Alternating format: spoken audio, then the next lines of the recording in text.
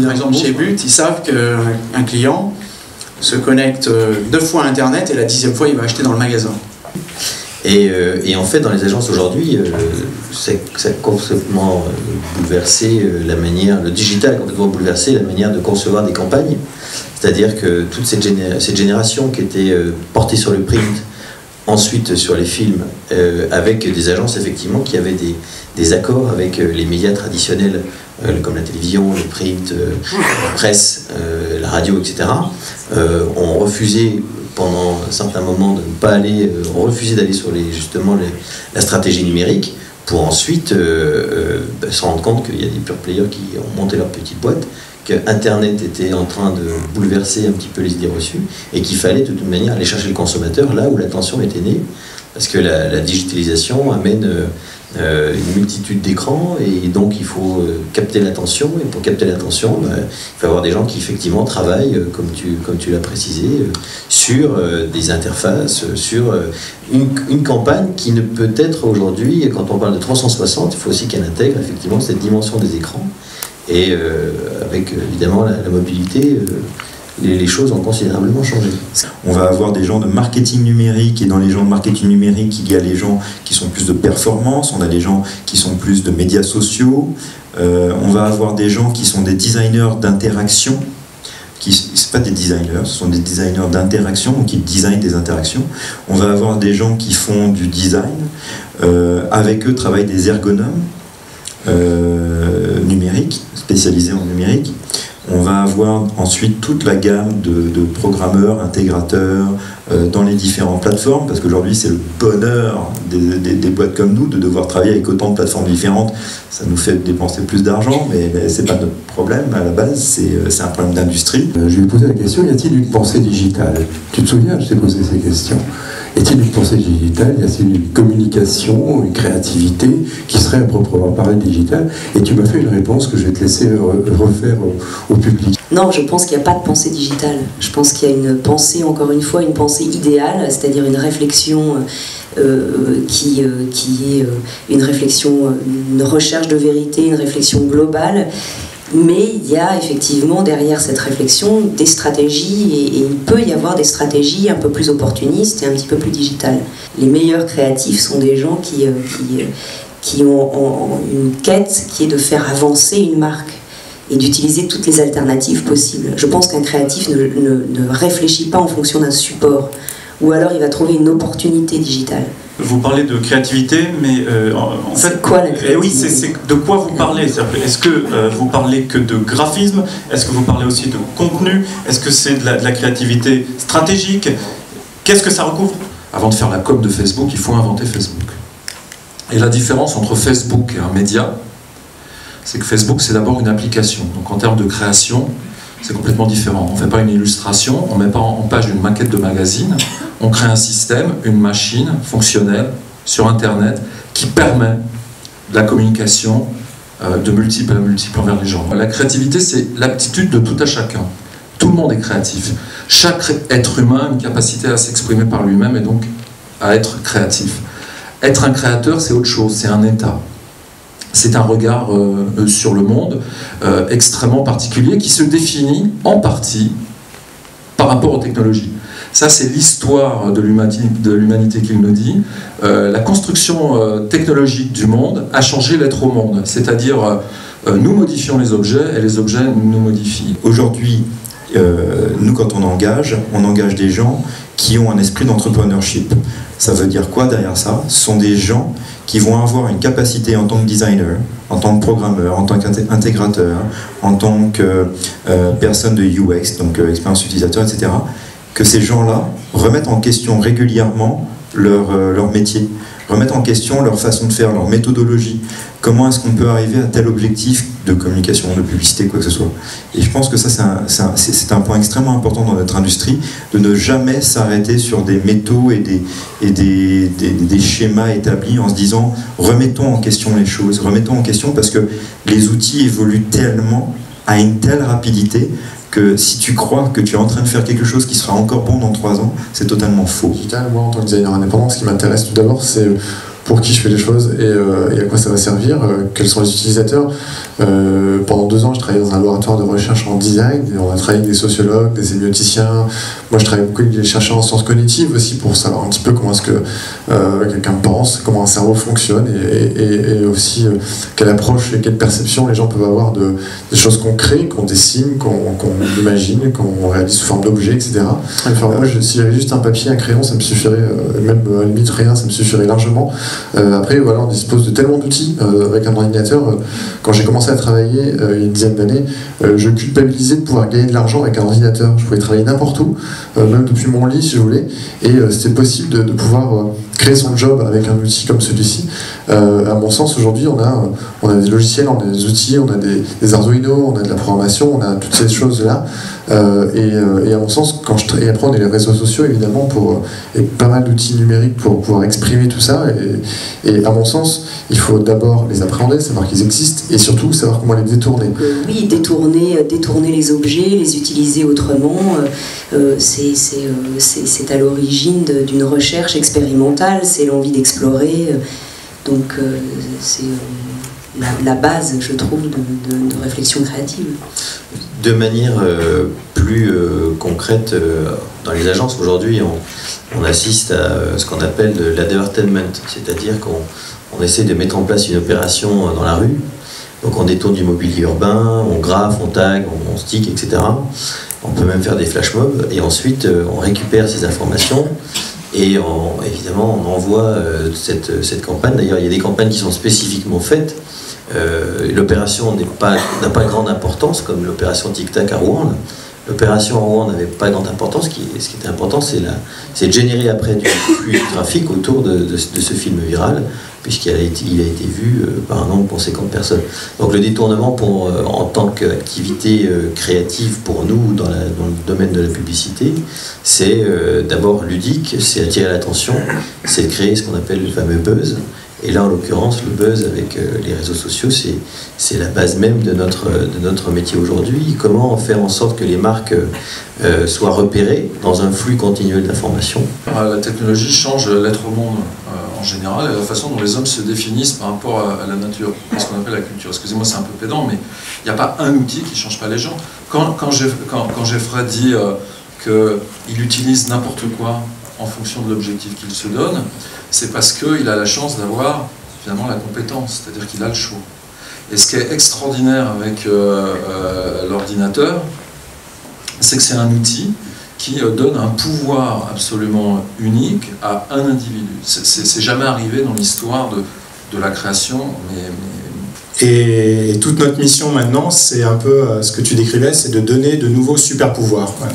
Donc l'utilisateur, par exemple, aujourd'hui d'InDesign, qui a pris du temps à se former sur cet outil pour la PAO au début pour faire du print, peut aujourd'hui, avec le même outil, faire un magazine et le proposer sur iPad avec des fonctionnalités en plus. Il peut faire un site web en HTML5 avec Muse en réutilisant ses compétences. Et je dirais que ce qui change avec les réseaux sociaux par rapport à ces outils, et l'autre super pouvoir, à mon avis, c'est la visibilité. Par la viralité, quelqu'un détourne une pub, l'idée c'est de montrer ce détournement à plein de potes. Avant, les marques pouvaient mentir joliment, on va dire, faire de la belle publicité avec des belles campagnes d'affichage. C'est vrai qu'il n'y avait pas de retour. Donc aujourd'hui, elles ne peuvent plus mentir joliment. Donc elles sont obligées d'agir réellement. Et ça, en termes de réflexion stratégique, en termes de réflexion créative, ça a été un changement vraiment fondamental.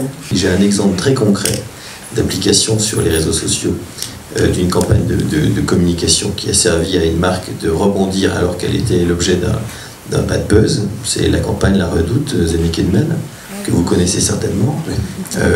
On découvre dans le site La Redoute un homme nu, et évidemment pour La Redoute qui est à la rue, derrière Amazon, derrière vente privée, etc., ils n'ont absolument pas pris le virage numérique. Donc pour eux c'est une catastrophe, on est à la veille des soldes. Donc c'est absolument terrible. La nouvelle fait le tour du net. En moins de 4 jours, c'est le tweet le plus lu et le plus viralisé de toute la planète digitale française, tout ça, donc une catastrophe. Et puis c'est l'MBBDO qui gère le budget La Redoute, CLMBPDO a réussi à retourner un petit peu l'affaire en mettant en place un jeu viral qui démarre uniquement sur Twitter et sur Facebook, en proposant en fait aux internautes de découvrir les autres images erronées à l'intérieur du site. Donc, pof, on va découvrir dans une image un chien qui fait pipi alors que normalement il ne devrait pas le faire. Enfin bref. Et là, en termes de succès, c'est monumental, il y a des chiffres absolument faramineux. Vous pourrez d'ailleurs trouver sur le site du club des directeurs artistiques, puisque la campagne a été primée l'année dernière, si je ne m'abuse. Donc quand tu ouvres le 360, bah, tu te reprends 360 baffes dans la gueule. Et c'est passionnant parce que c'est là où on n'est plus uniquement des gens de créativité, de communication, mais des gens d'affaires qui doivent être créatifs, inventifs, à l'écoute des gens, à l'écoute des usagers. Ces outils sont énormément émancipés et ont permis une démultiplication phénoménale. Et alors vous qui êtes dans l'apprentissage du design, etc., vous devez être sensible à des réseaux sociaux comme Dribbble par exemple. Et il y en a un aux États-Unis qui est un gros succès qui s'appelle Behance, qu'on a choisi de racheter, donc qui fait partie d'Adobe maintenant. Donc ça permet de partager ses créations, ses portfolios, expliquer les étapes, les échecs, etc. Et du coup on peut suivre des designers. Donc moi il y a des designers que j'admire à New York par exemple que je peux suivre, je trouve ça génial, je peux rentrer en contact avec eux. Je peux partager ce que je fais. Et on est dans une réflexion maintenant où dans cette phase de partage qui est vraiment temps réel, je peux le ramener jusqu'au niveau de l'outil. Voilà, donc là, on est par exemple dans des phases de réflexion où si je suis en train de créer une composition sous Photoshop, comment je peux partager au fur et à mesure cette création, peut-être pour apprendre aux autres ou peut-être au contraire pour demander du conseil. C'est-à-dire, Warhol disait, on aura tous un quart d'heure de célébrité dans notre vie. Aujourd'hui, les réseaux sociaux, c'est nous aurons tous un quart d'heure d'anonymat. C'est-à-dire que la mentalité des réseaux sociaux, c'est qu'on partage et on montre énormément, avec les dérives, quand on n'a pas la compétence. Donc, ça s'apprend, ça se pratique, c'est de l'éducation, c'est de l'éducation de ses enfants, etc. Dans l'éducation numérique, il y a deux choses. Il y a l'éducation à la culture numérique, Geoffroy en parlait, c'est-à-dire avoir une distance critique par rapport à ces trucs-là. Et puis, il y a savoir faire du numérique, éventuellement apprendre à coder. Et les deux sont importants. Et effectivement, les réseaux sociaux, c'est énormément d'opportunités. LinkedIn, Behance, Facebook, Twitter, qui est un peu plus compliqué, mais sur Facebook, on parle avec des gens qu'on connaît, on n'a rien à se dire. Et sur Twitter, on parle avec des gens qu'on ne connaît pas sur des trucs très intéressants. Et c'est l'histoire du film à 220 millions de dollars. Et je ne sais plus qui racontait ça, mais je ne sais plus de quel film il s'agissait. Mais les mecs ont dépensé un argent fou en technologie, mais hallucinant. Et en fait, ils sont postés à la sortie du cinéma et tous les gens disaient « Oh, qu'est-ce que c'était drôle, ce film !» Et en fait, ils étaient dégoûtés parce qu'ils ont dit « On a dépensé 220 millions de dollars en technologie pour que les gens disent « C'est drôle !» Deux exemples sur la manière dont les réseaux sociaux ont considérablement changé dans notre métier de la publicité, la manière d'envisager la création. Premier exemple, c'est Red Bull, le saut de Bob McGardner, qui a été suivi mondialement. Et la deuxième chose, c'est Oreo qui balance un tweet alors que toute une équipe de créatifs est présente lors de la finale du Super Bowl. Pendant la finale du Super Bowl, il y a des projecteurs qui claquent, le stade est plongé dans le noir. Il y a une pub, un tweet qui arrive complètement fait par des créatifs présents sur place pour pouvoir rebondir sur le Super Bowl. Et c'est grosso modo, le message, c'est pour déguster un Oreo, il n'y a pas besoin d'avoir la lumière. Moi, je crois que vous avez beaucoup de chance, mais vous ne le savez pas forcément. Pour moi, Facebook est une boîte mail et je ne sais même pas à quoi ressemble un tweet. Et c'est pour ça que tout ce que j'ai entendu ici m'a énormément fait réfléchir et en particulier comprendre pourquoi en fait j'en avais rien à foutre de Facebook, de Twitter et tout ça en même temps. Le réseau Facebook va du coup créer une nouvelle société en partant d'une base réelle.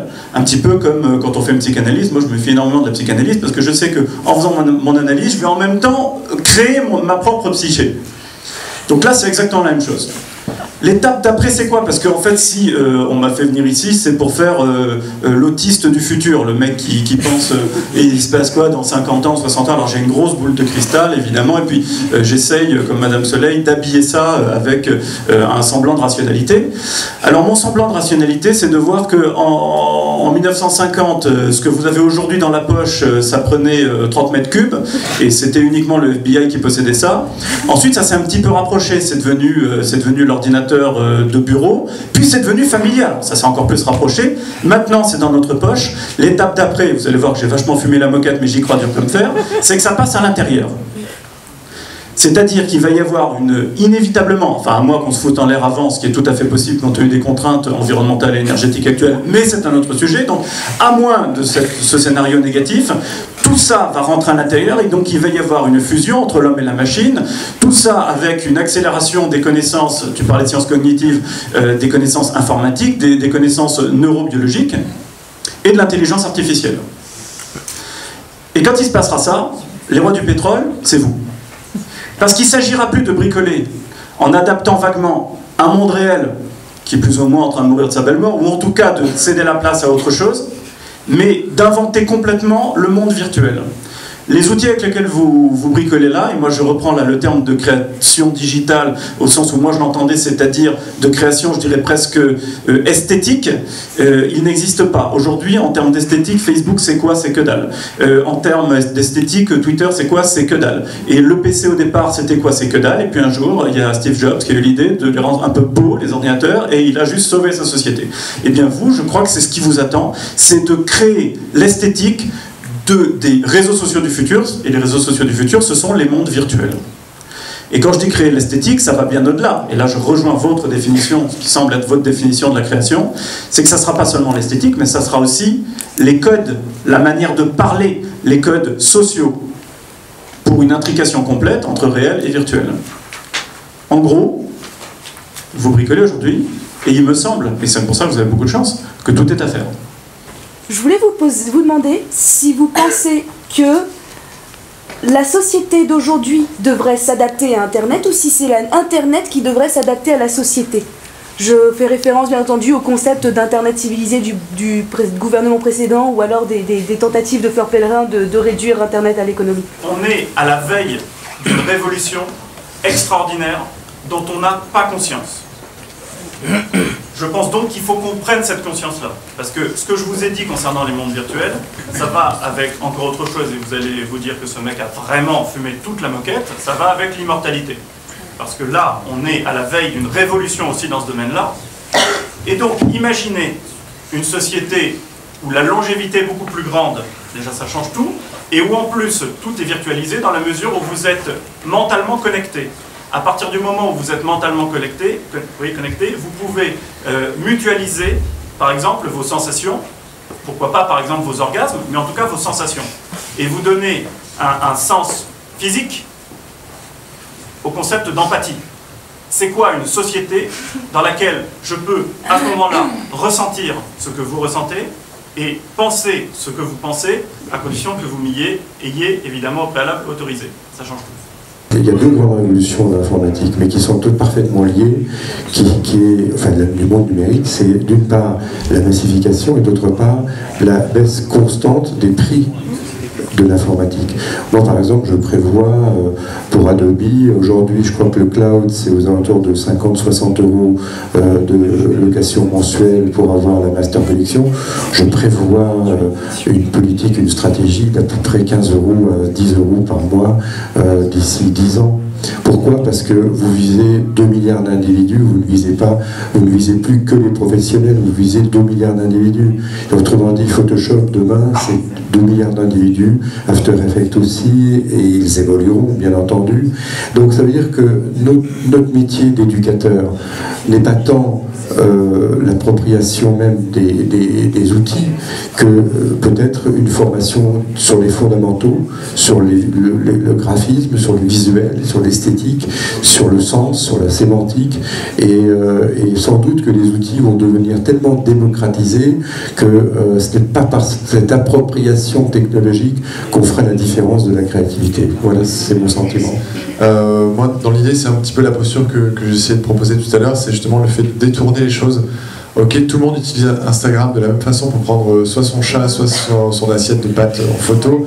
Bah, tout à coup, on peut le faire pour faire autre chose, on peut présenter et détourner les outils. Et à mon sens, c'est vraiment ça, c'est d'avoir un regard critique sur ces choses-là, voir ce qui est utile ou pas. Est-ce qu'on a besoin forcément d'être sur Pinterest ou pas? Est-ce qu'on a besoin d'utiliser tous les outils? Ou est-ce qu'il faut trouver plutôt les plus pertinents, les détourner, les approprier, et faire que ces outils, on soit plus malin qu'eux? Et vraiment, et si un outil n'existe pas et qu'on en a besoin, on le crée, on le fabrique, on le code, on travaille ensemble aussi, parce que tout seul, c'est pas évident. Et à mon sens, pour se distinguer, le fait, entre guillemets, d'être vu, tout à l'heure, on parlait de buzz, etc. Moi, c'est pas des termes qui m'intéressent, c'est plutôt le fait de faire en sorte que les gens qui nous observent, qui nous regardent, qui tombent sur nous, se sentent intelligents, se sentent valorisés et se sentent aussi enrichis avec ces choses-là. Et donc c'est à nous, à mon sens, en tant que designer, de proposer des nouvelles formes, des nouveaux détournements, des nouvelles façons d'enrichir et de rendre plus intelligents les gens. Et ils nous en seront peut-être gré et pour nous remercier de ces choses-là. Et à mon sens, c'est peut-être comme ça qu'on peut se distinguer. Voilà. On va continuer ce débat au rez-de-chaussée en buvant un petit verre d'amitié les uns avec les autres. Merci à vous.